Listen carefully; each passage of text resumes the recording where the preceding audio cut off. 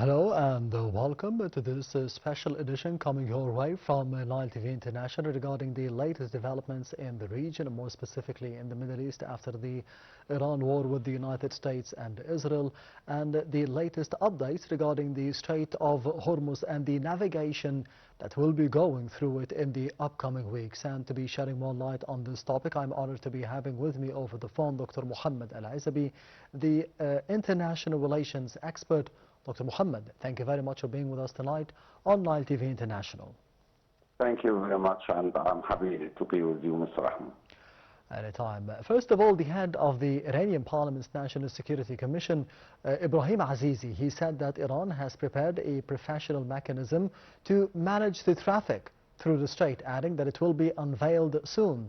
How would you assess this statement that we have seen today? Well, this statement means that Iran refused any kind of conditions that set by the United States, refused any deal about the Hormuz Strait, neglect Iran control the maritime on Hormuz Strait.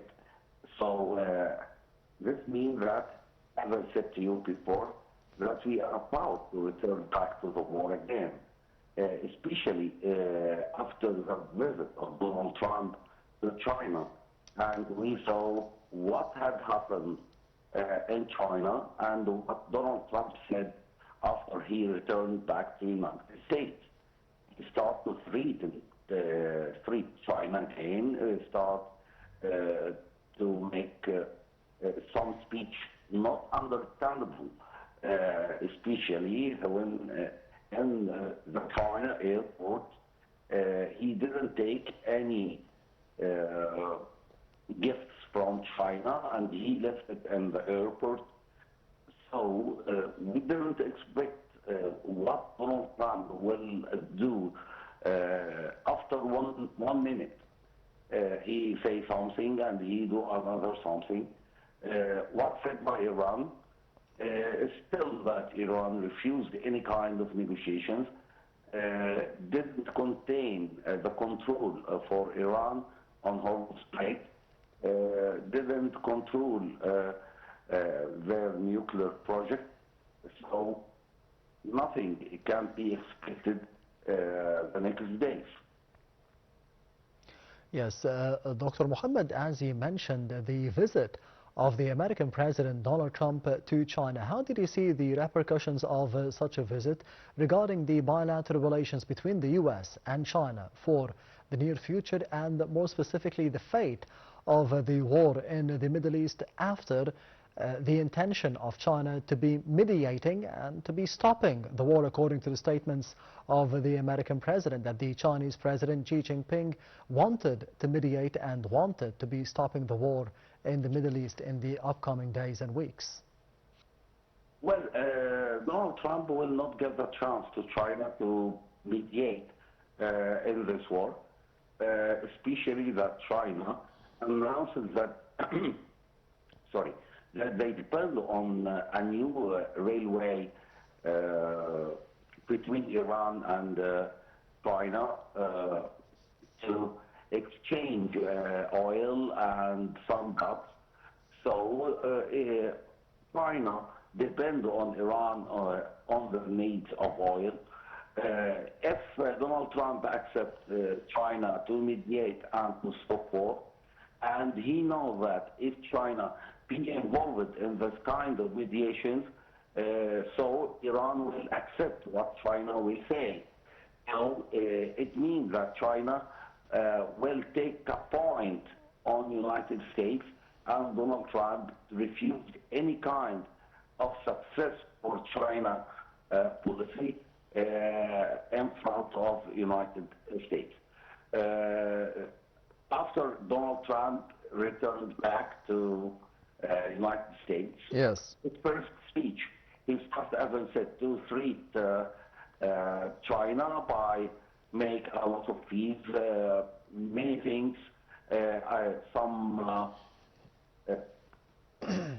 something can be done for China, especially. I think this trip is not success for Donald Trump.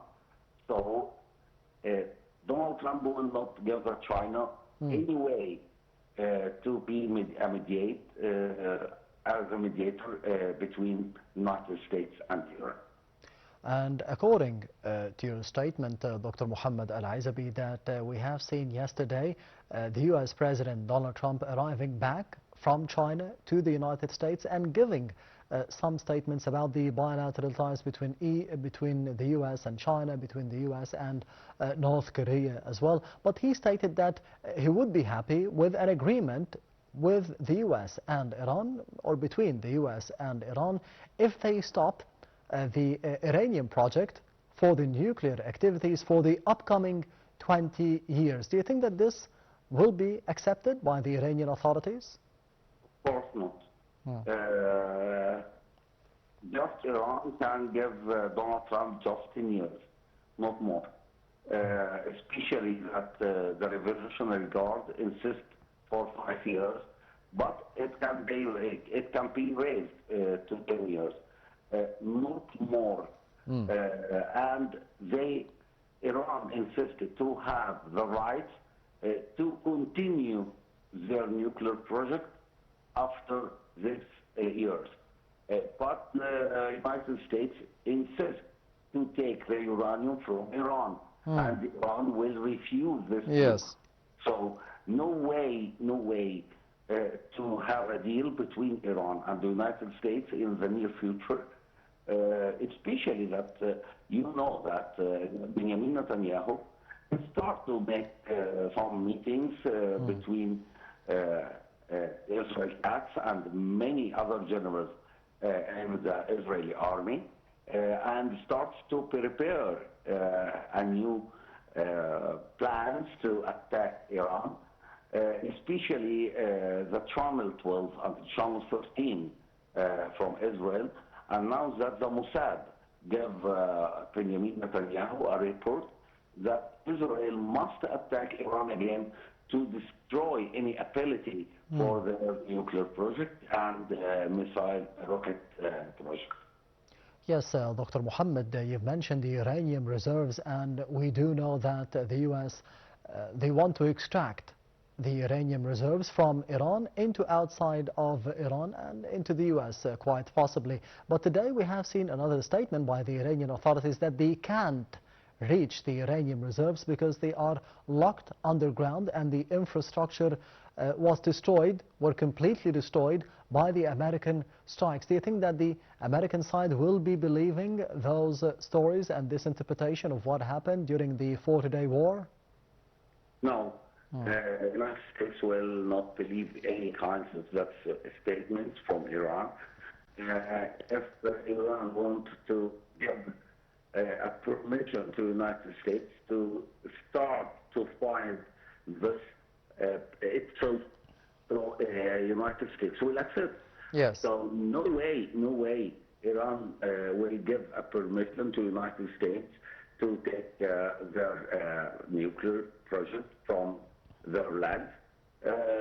Also, Donald Trump will not let Iran to continue their nuclear project. So all the results led to the war again. All results. Yes, and today we have seen the head of the Iranian Parliament's National Security Commission, Ibrahim Azizi. He said that the fees would be collected for the specialized services provided under the mechanism, of course, for the Strait of Hormuz and the navigation of the international ships. How do you think that Washington could be responding to those remarks? Well, tensions in the Strait are shaped by the ongoing confrontation between the United States and Iran, regional security competition, fears of maritime escalation, and the border instability linked to conflict across the Middle East.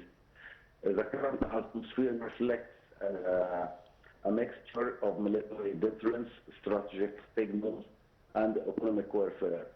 The Strait of Hormuz is geographically narrow, but geopolitically enormous in importance.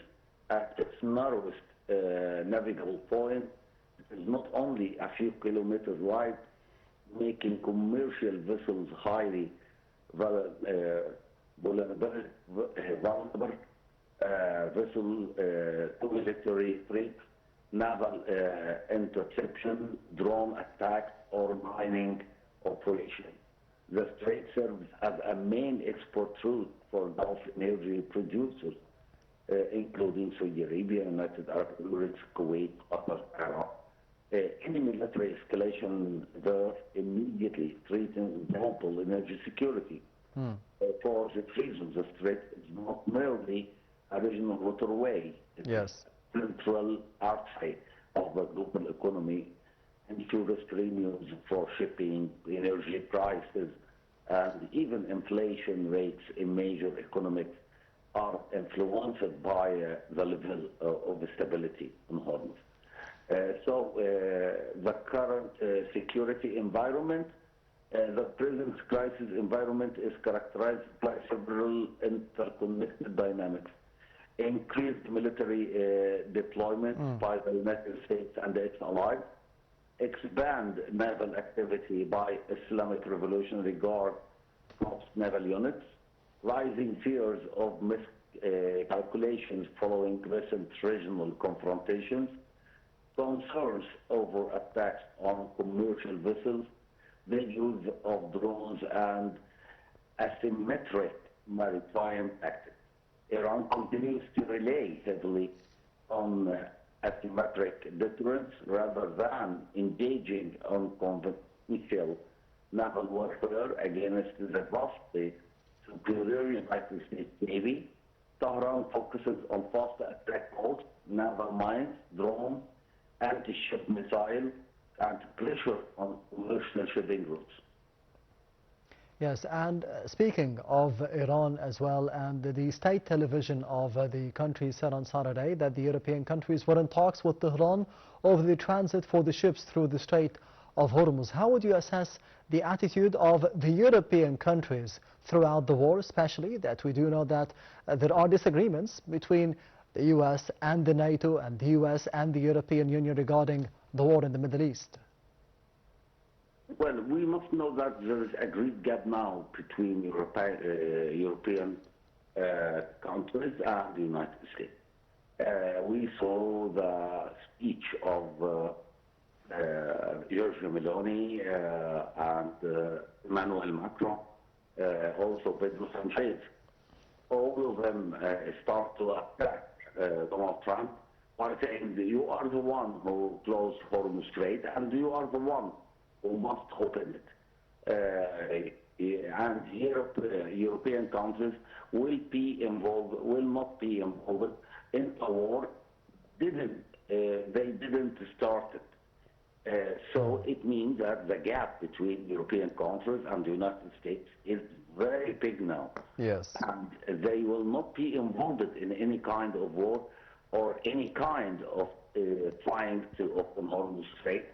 And this encourage Iran to continue to insist in their conditions, especially the United States and Israel are alone without any help of European countries.